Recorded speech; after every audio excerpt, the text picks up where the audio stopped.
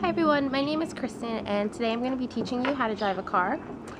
I chose this occupation for my presentation because driving is very important to me, and I'm sure it is to many of you, and it keeps me connected to the people and events in my life that are meaningful to me. Without driving, I wouldn't be able to get to school or to work or to see my friends and family. Under the framework's areas of occupation, driving is classified as an instrumental activity of daily living, and this is because it supports daily life throughout the community. So driving requires a combination of physical, cognitive, and sensory abilities and skills. The driver must have the physical strength, coordination, and mobility to operate the vehicle's controls, such as the steering wheel, the turning signals, and the accelerator and the brake pedals. They also must have the stamina to operate the vehicle for the duration of their trip. Auditory and visual skills are very, very important while driving. The driver needs to be able to see the road signs, pedestrians, hazards, and other drivers around them while they're driving, and as well as listening for emergency vehicles and car horns. So due to the large amount of sensory input that there is while driving, drivers need to be able to accurately interpret everything going on around them and make appropriate judgments accordingly. For example, they need to be able to plan and judge when to change lanes, when to make a left turn, and when the car needs to be filled with gas. Drivers need to be prepared for any situation that they may come across during their trip, and knowing the rules of the road is really important for keeping the driver and others around them safe.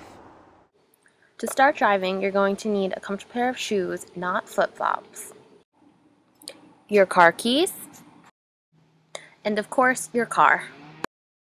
So now that we have everything that we need to start driving, let's go for a drive. First, begin by pulling the door handle towards you. Next, sit in the car and pull the door shut. Reach behind you and pull the seatbelt across your chest, clicking it in place. Check your right and left mirrors as well as your rearview mirror to make sure you can see behind the vehicle. Next, start the car by either pushing the start button, or in other cars, putting the key into the ignition and turning away from you. Adjust the temperature controls to make it comfortable while driving. Next, we have to shift into reverse to back up out of the parking space. Rotate your upper body and rest your right hand on the passenger seat and your left hand on the steering wheel. Look behind the vehicle and slowly move your foot from the brake to the gas pedal. Turn the steering wheel accordingly to avoid hitting any objects. Move your foot from the gas to the brake pedal and shift into drive. Driving experts used to tell us to place our hands at 10 and 2 on the steering wheel, but that caused a lot of wrist injuries if the airbag was deployed. Now hand placement should be at 9 and 3. After shifting into drive, slowly move your foot from the brake to the gas pedal. Now that we're on the road, let's go over how to switch lanes. To move into the left lane, check your rear view and left side mirror to make sure there are no other cars in the way. Using your middle finger, push down on the blinker control to turn the left blinker on. Look over your left shoulder and check your blind spot. If it is all clear, slightly turn the wheel to the left and move into the left lane. Using your middle finger, push up on the blinker to turn it off. When approaching a stop sign or red light, move your foot from the gas to the brake pedal and push down to come to a complete stop. To make a turn, rotate the steering wheel, keeping one hand on the wheel at all times. Once you have reached your destination, turn into the parking lot or driveway. Slowly move your foot from the gas pedal to the brake pedal, coming to a complete stop. Finally, put the car into park and press the stop button, or in other cars, turn the key towards you and pull it out from the ignition.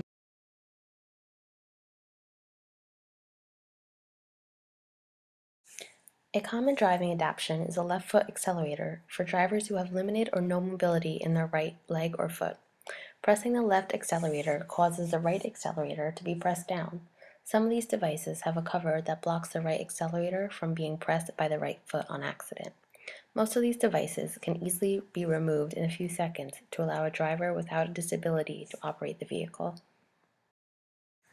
There are also foot extension pedals to allow a shorter person to operate the brake and gas pedal. These extensions can be fitted to size depending on what the driver needs. There are also many options for the paraplegic driver. They offer many hand, lever, brake, and accelerators that are located on the side of the steering wheel or come up from the floor of the car. I don't like these so much because they require one hand to be off of the steering wheel at all times. While researching hand controls, I found one that I really like because it allows the driver to keep both hands on the steering wheel at all times. This adaptive device has either an under the ring or over the ring accelerator. The driver places their hands on the steering wheel and either pulls or pushes the ring to accelerate, depending on the model. This ring moves directly with the steering wheel. The brake with these devices is controlled using a lever that comes out from the dashboard and is located behind the steering wheel, similar to the blinker control. The driver simply pushes down the lever to the brake, only needing half the force that is required for a foot brake. There are many more kinds of adaptive devices for disabled drivers, such as wheelchair lifts, wide or additional mirrors for drivers with limited neck mobility, and easy reach seatbelt grabber for drivers with arthritis.